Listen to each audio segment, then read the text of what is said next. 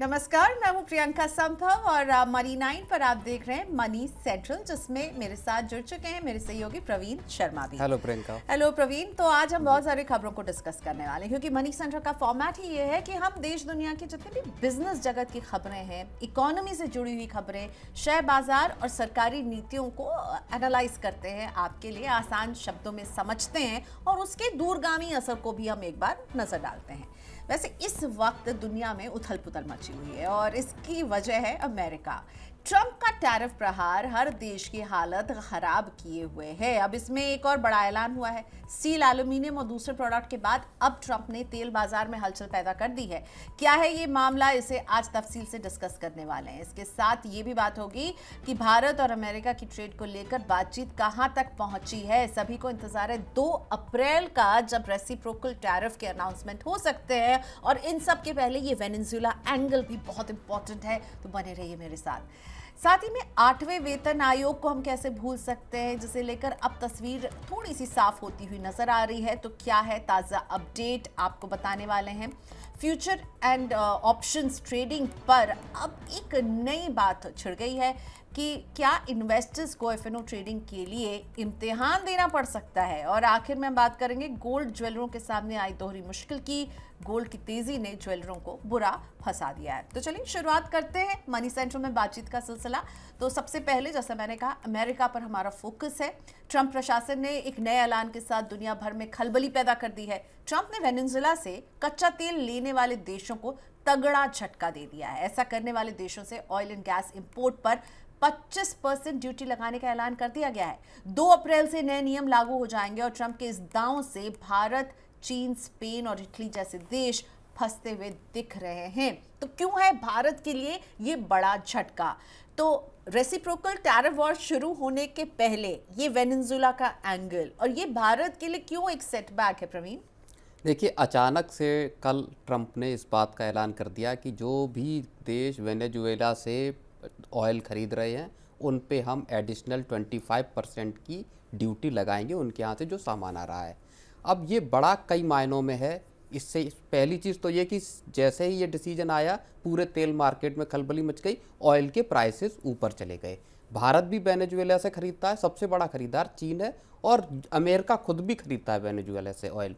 तो ये खरीदते हैं, एक स्पेशल लाइसेंस है उसके ज़रिए, जिसमें शेवरॉन कॉर्प है, लैप्सॉल ऐसे है और रिलायंस है। इनके पास इनके लाइसेंस हैं जिसके ज़रिए ये ऑयल ख़रीदा जा रहा है। अब इंडिया का तो उतना ज़्यादा नहीं है, लेकिन चीन का 55% लगभग ट्रेड जो है वो ऑयल वेनेजुएला से ख़रीदता है।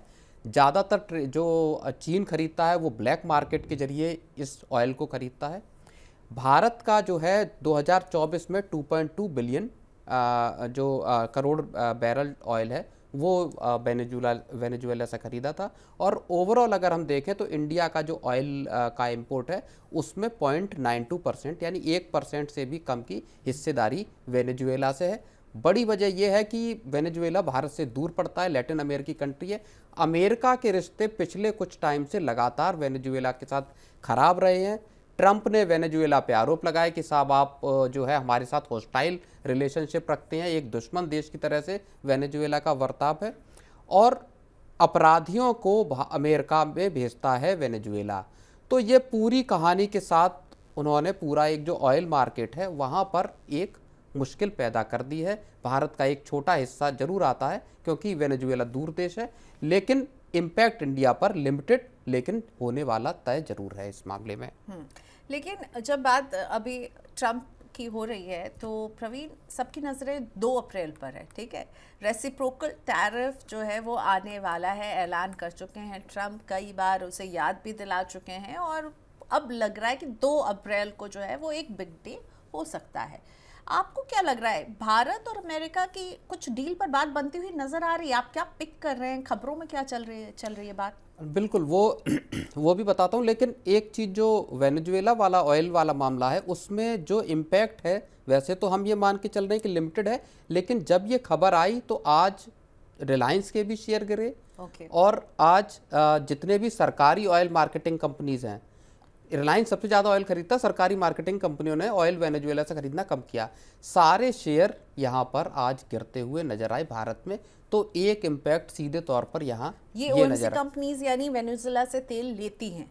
लेती है, लेकिन बहुत कम, सरकारी कंपनियों ने बहुत कम खरीद करती है। रिलायंस अभी भी लेती है वेनेजुएला से ऑयल लिया, वहाँ से उसको रिफाइन किया, देन फिर एक्सपोर्ट कर दिया। तो जो रिलायंस का चाहे रूस से ऑयल परचेज वाला पूरा मामला हो या वेनेजुएला से। अब अगर हम ट्रेड की बात करें तो सबसे बड़ा मसला यहाँ पे भारत का अमेरिका के साथ अभी भी फंसा हुआ है। एक बात ये आ रही है कि एफटीए को लेके जो एक बायलैटरल ट्रेड एग्रीमेंट है, उसकी बातचीत के लिए जो यूएसटीआर है, यूएस ट्रेड रिप्रेजेंटेटिव्स हैं, उनके जो डिप्टी हैं, असिस्टेंट है ब्रेंडन लिंच, वो इंडिया आज आ गए हैं। 5 दिन का उनका दौरा है, जहां पर कि उनकी भारतीय अधिकारियों के साथ, कॉमर्स मिनिस्ट्री के अफसरों के साथ ट्रेड को लेके बड़ी बातचीत होगी।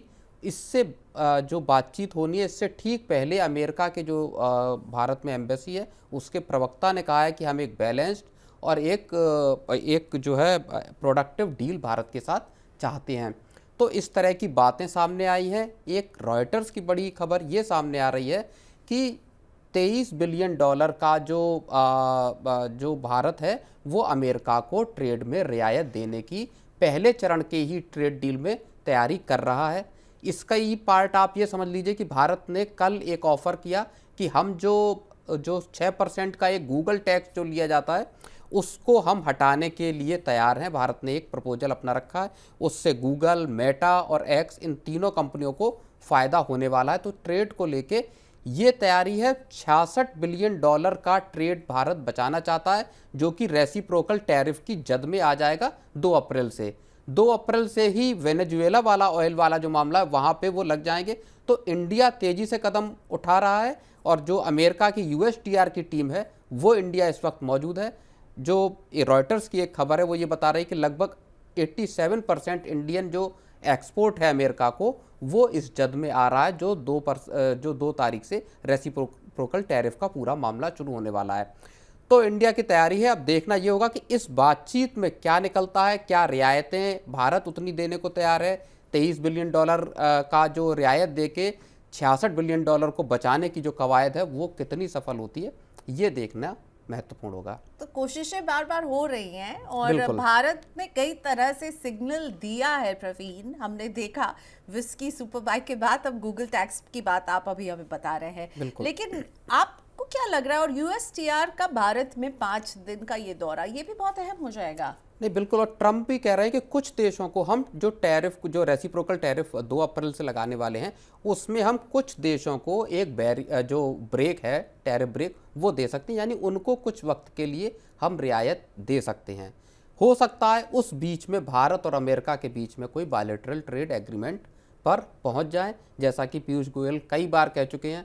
हो सकता है जल्दी ही उनका अमेरिका दौरा हो और इस मामले में कोई एग्रीमेंट को लेकर कोई एक मोटा खाका एक निकल के सामने आए कि इंडिया किन किन सेक्टरों में प्रोडक्ट वाइज या सेक्टर वाइज कौन सी रियायतें या कौन सी डील लेकर तैयार है, क्या भारत ऑफर कर रहा है, और बदले में क्या अमेरिका भारत को रेसिप्रोकल टैरिफ का जो एक खतरा है, उससे राहत देने के लिए तैयार है। ठीक है, तो नजर रहेंगी। हो सकता है ट्रंप के इस बयान में एक बात जो निकल कर आ रही है, उन्होंने कहा कि कुछ देशों में हम कुछ समय और दे सकते हैं, और वो समय बहुत इंपॉर्टेंट हो जाएगा। अगर अभी बात नहीं बनी, तब जो है बायलैटरल टॉक्स जो हैं और तेज़ रफ्तार पकड़ सकते हैं। चलिए, अमेरिका की तो बात बहुत हो गई, अब अपने देश की बात कर लेते हैं। 8वें वेतन आयोग को लेकर हलचल तेज हो रही है। मनी कंट्रोल की एक खबर बता रही है कि सरकार 8वें वेतन आयोग को गठित करने के लिए तेजी से कदम उठा रही है, और अगले महीने इसकी टर्म्स ऑफ रेफरेंस को कैबिनेट के पास मंजूरी के लिए भेजा जा सकता है। तो 8वें वेतन आयोग पर सरकार तेजी से कदम बढ़ाते हुए, बिल्कुल, टर्म्स ऑफ रेफरेंस को लेके अब चीज़ें क्लियर हो रही हैं। इसको लेके अब ये पूरा का पूरा जो प्रस्ताव है, टर्म्स ऑफ रेफरेंस क्या होंगे, जो आयोग बनेगा उसके मैंडेट क्या होंगे, इसको लेके अब चीज़ें कैबिनेट के पास जाएंगी। वहाँ से क्लियरेंस होते ही आयोग का गठन, उसके टर्म्स ऑफ रेफरेंस क्या है, किन ब्रॉडर स्कोप पे वो काम करने वाला है, इस पर काम शुरू हो जाएगा। और माना ये जा रहा है कि अगर मार्च के आखिर में हो जाता है गठन, या अप्रैल के पहले हफ्ते में अगर गठन हो जाता है, जैसी कि खबर आ रही कि पहले हफ्ते के तक अप्रैल के टर्म्स ऑफ रेफरेंस को कैबिनेट से क्लियरेंस मिल जाएगा। उसके बाद आयोग जो काम करना शुरू कर देगा, तो ये माना जाता है कि 1 साल के भीतर इसकी रिपोर्ट आ जाएगी और उसके बाद इसको लागू कर दिया जाएगा। पीछे के भी जो आयोग बने थे उनके बारे में माना जाता है कि एक साल के भीतर इसमें जो है रिपोर्ट आ गई थी। तो अलग अलग मंत्रालयों से फीडबैक मांगा गया है, अलग अलग मंत्रालयों से राय मांगी गई है। बहुत सारी फीडबैक जो है वो फाइनेंस मिनिस्ट्री के पास पहुंच गए हैं और कुछ फाइनल जो सजेशंस हैं उसका फाइनेंस मिनिस्ट्री को अब इंतज़ार है। उनके आते ही इस पर पूरी की पूरी एक तस्वीर को क्लैरिटी मिल जाएगी, टर्म्स ऑफ रेफरेंस क्लियर हो जाएंगे। तो ये जो है 8वें वेतन आयोग पर अब सरकार एक बड़ा कदम उठाती हुई नज़र आ रही है। और अगर हम खजाने की बात करें तो सरकारी खजाने पर भी इसका तगड़ा असर पड़ने की उम्मीद है। जैसा कि जो पिछला 7वां वेतन आयोग आया था 2016 में, उसका लगभग 1 लाख करोड़ रुपए का खर्च जो है सरकार के खजाने पर पड़ा था। इस बार चूंकि 1 करोड़ से ज़्यादा कर्मचारी हैं और पेंशनर्स हैं, तो ये खर्चा और बड़ा हो सकता है। लेकिन जो सरकार ने भी खुद कहा था कि FY27 से यानी अगले साल से सरकारी खजाने पर 8वें वेतन आयोग का असर दिखाई देना शुरू होगा। तो अभी वक्त है सरकार के पास, लेकिन बोझ पड़ेगा क्योंकि सरकार के पास रास्ता भी नहीं। उनको अगर खपत बढ़ानी है, ग्रोथ को उस तेजी से बढ़ते हुए देखना है, तो 2 कदम हमने इस साल देख लिए। एक टैक्स के फ्रंट पर जो बड़ी राहत मिली, और उसके पहले ही बजट के पहले ये 8वें वेतन आयोग की भी अनाउंसमेंट हमने देखी थी। कहाँ बात हो रही थी प्रवीण की शायद अब हम नहीं देखेंगे, इसका जो है दी एंड हो गया है, लेकिन हमने फिर से देखा 8वें वेतन आयोग की आई एम बैक। बिल्कुल, और उसका ऐलान भी जो किया था इसका 8वें वेतन आयोग का, वो भी ऑफ बजट किया था, बजट से ठीक पहले जनवरी में किया था ऐलान। और सीधे तौर पर बात यह है कि जब ग्रोथ गिर रही है, कंजम्पशन गिर रहा है, ऐसे वक्त पर अगर 8वां वेतन आयोग अगर अगले साल से भी इसका इम्प्लीमेंटेशन हो जाता है 2027 से भी, तो बड़ा पैसा आम लोगों के पास आएगा, कम से कम सरकारी कर्मचारियों पेंशनरों के पास। और उसके जरिए जो खपत की सुस्ती है, चाहे शहरी इलाके हों चाहे रूरल एरियाज़ हों, वहाँ पर उसको संभालने में मदद मिलेगी। और उसके साथ जो 12 लाख तक की टैक्स की छूट दी है, तो 2 सरकार के कदम बड़े हैं।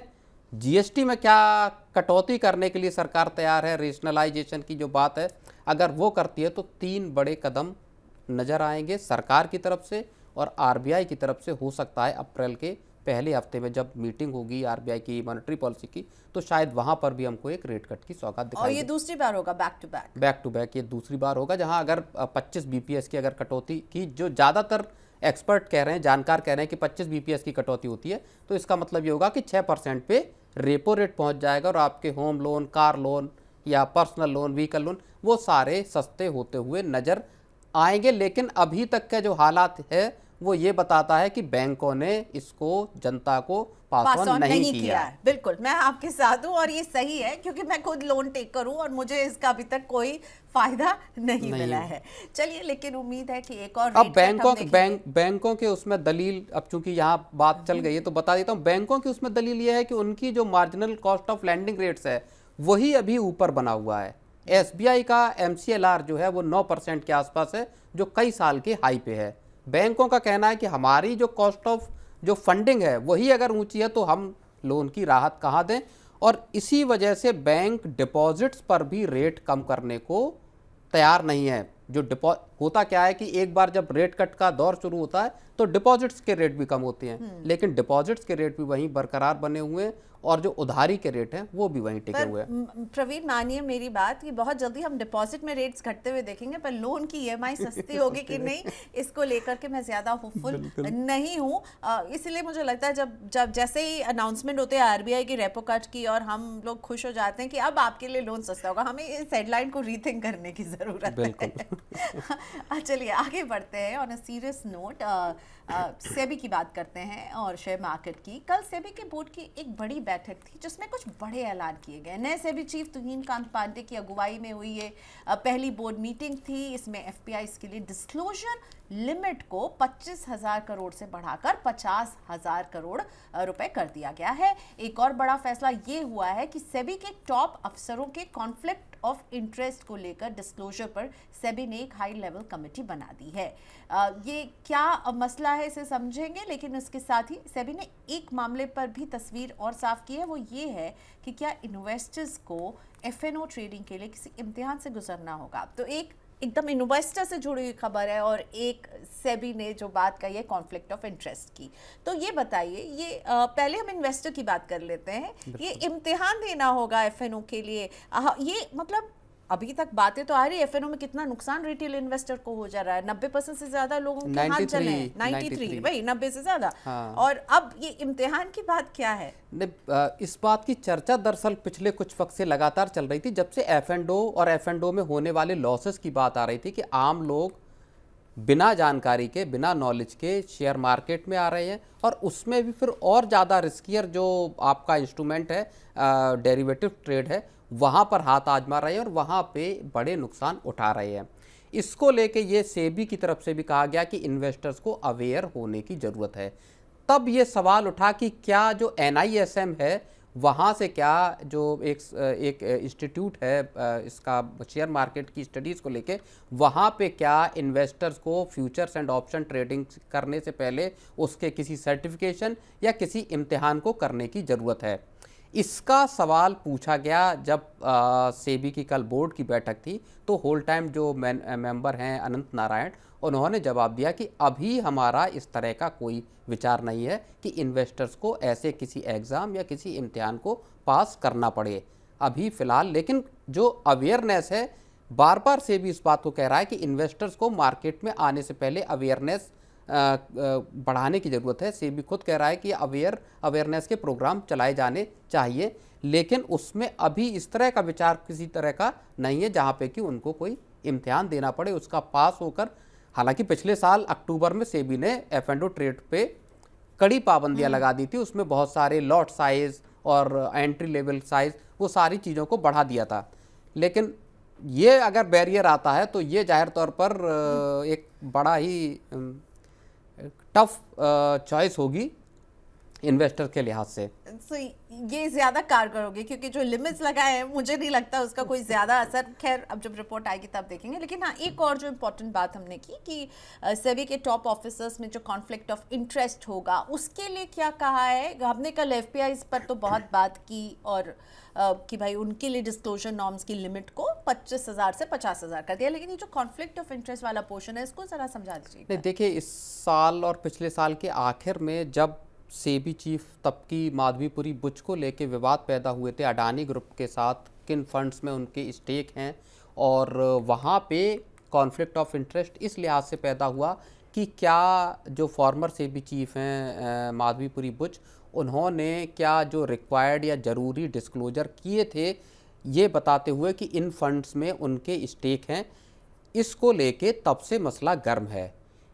तो अब सेबी के जब नए चीफ आए हैं तुहिन कांत पांडे, तो उन्होंने अपनी पहली ही बैठक में इस चीज़ को साफ किया है कि एक हाई लेवल कमेटी बनेगी जो इस पूरे मसले का रिव्यू करेगी कि कॉन्फ्लिक्ट ऑफ इंटरेस्ट जो टॉप टीम है सेबी की, जो बड़े पोजीशंस पे बैठे हुए लोग हैं, उनको किस तरह के डिस्क्लोजर करने होंगे अपने कार्यकाल की शुरुआत में या बाकी के पीरियड में, कि हमारे कहाँ पे इन्वेस्टमेंट है, कहाँ पे हमारे स्टेक्स हैं। ये सारी चीज़ों को डिस्क्लोजर को लेके अब एक कमेटी बना दी गई है।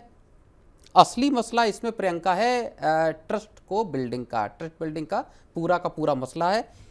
पहला मामला है इन्वेस्टर्स के सामने एक सेबी देश का ट्रांसपेरेंसी का सेबी देश के एक प्रतिष्ठित संस्था है, रेगुलेटर है, और करोड़ों इन्वेस्टर्स का जो हित है वो वहाँ पर एसोसिएट होता है।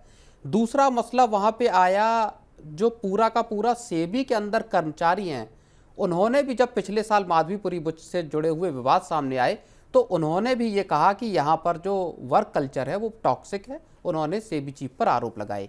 दूसरी जो प्राथमिकता है नए सेबी चीफ की वो ये है कि किसी भी तरह से जो कर्मचारी हैं उनमें भी कॉन्फिडेंस पैदा किया जाए, एक वर्क कल्चर इस तरह का डेवलप किया जाए जहाँ पे कि कर्मचारी भी खुश रहें।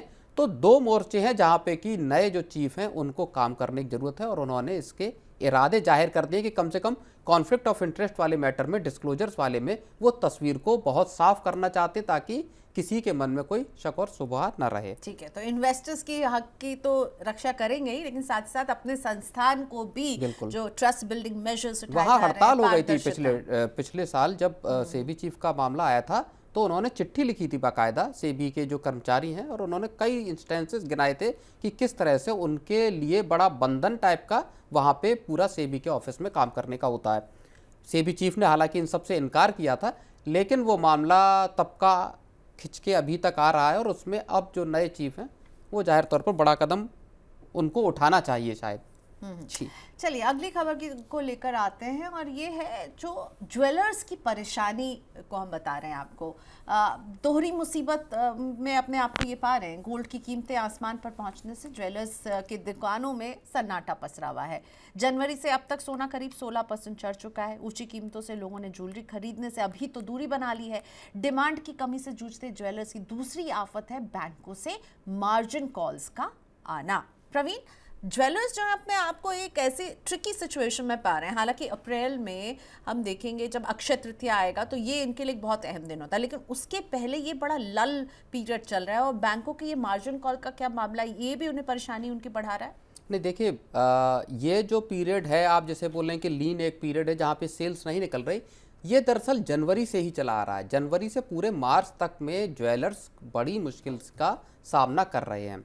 दो मोर्चे पर उनकी समस्या खड़ी हुई है। पहला मामला है ऊंची कीमतें, गोल्ड, टैरिफ वॉर, बाकी सारी चीज़ें, मार्केट्स भी चढ़ने लगे, गोल्ड में गिरने का एक तरह से दौर शुरू नहीं हुआ। 90,000 के आसपास गोल्ड का दाम है। ज्वेलरी खरीदने वाले कम से कम पीछे हट गए हैं ज्वेलरी खरीदने से। जो इन्वेस्टमेंट करना चाह रहे हैं वो पैसा लगा रहे हैं, जैसा हमने देखा ETF वगैरह में रिकॉर्ड हाई पे पहुंच गया इन्वेस्टमेंट, लेकिन ज्वेलरी खरीदना लोगों ने छोड़ दिया है। दुकानों पे सन्नाटा पसरा हुआ है। आप खुद भी इस बात को बता रहे थे कि ज्वेलर्स की शॉप पे लोगों बिल्कुल, मैं गई थी इस वीकेंड पे और मैंने देखा कि कोई नहीं बैठा है। दुकानदार बैठा हुआ है और उसका स्टाफ बैठा हुआ है, AC चल रहा है, लोगों को पानी और चाय दिया जा रहा है, लोगों को मतलब अपने स्टाफ को, मुझे भी पिलाई उन्होंने चाय, पर एकदम खाली सन्नाटा।